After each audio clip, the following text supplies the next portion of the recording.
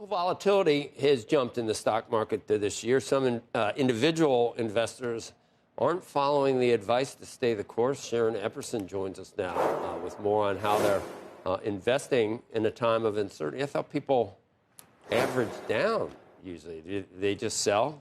They'll never get back. They'll never get back in. I know. It's economic uncertainty, and it's the growing trade war between the U.S. and its biggest trade partners that's sparking the sell-offs that we're seeing and squeezing retirement accounts. Financial advisors say it's also causing some investors to make emotional decisions. When the market drops, when it's actually less risky to invest, people start to panic, they sell, and they hold back on investing. And so essentially, we end up buying high, selling low. We do this repeatedly. And when we all do it as a group, that's where you see the market make big, sudden moves.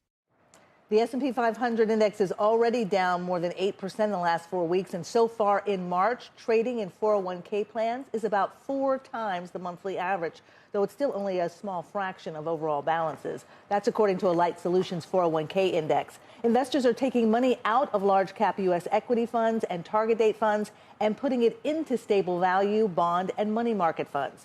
Now, some investors probably should rebalance their portfolios after 2 years of strong stock market gains, but financial advisors say, first, you need a plan. Don't make large movements in your 401k unless you know why exactly that you're doing that. And the answer can't just be because I'm nervous. It has to be like, well, I'm going to need this money in the next 6 months or 12 months.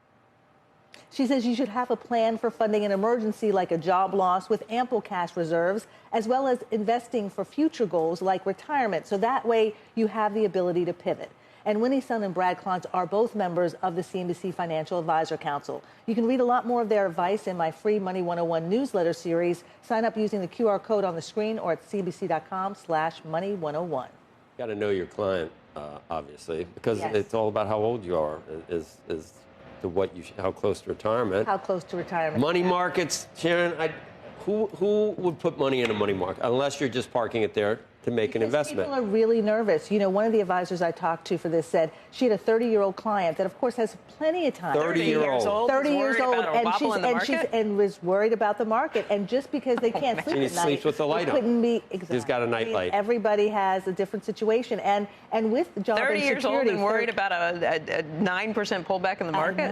I know, but think about whether or not that person might have ever experienced a pullback in the market before. So if you're used to seeing it continuing to go up, they're not. I get it if you're thinking about retirement soon, and you've watched how your portfolio has grown over the last couple of years, and now you're worried about losing all of those gains that you made. That makes sense to me. Yeah, but I think younger investors need to have their hand held a little bit by someone who's been in the market for 10 years or more, has seen a number of things happen. If you're a novice investor, you really need that perspective. You can't time the market, and if you miss out on the 9 days over the exactly. The big days where they're big gains, you're going to miss out on all the upside potential. You can't time and jump in and out of things. Exactly. Knowing why you're investing is the key part, you know, and how far away that retirement is, what it's going to look like, what are you going to do there.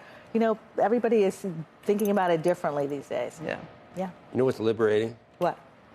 Not having to prepare for retirement because you're never going to retire. It's liberating, right? Unbelievable. I said that for a couple of these people that just wrote in. But if you're never going to retire, what am I preparing for? I don't have to do that. Yeah, it's just for your sabbatical, for your travels. For travels or whatever. For your children. For the slab to load me on and take me out of here someday. At 90. It's a cheery thought. At 99, Andy Rooney time, something like that. Sure.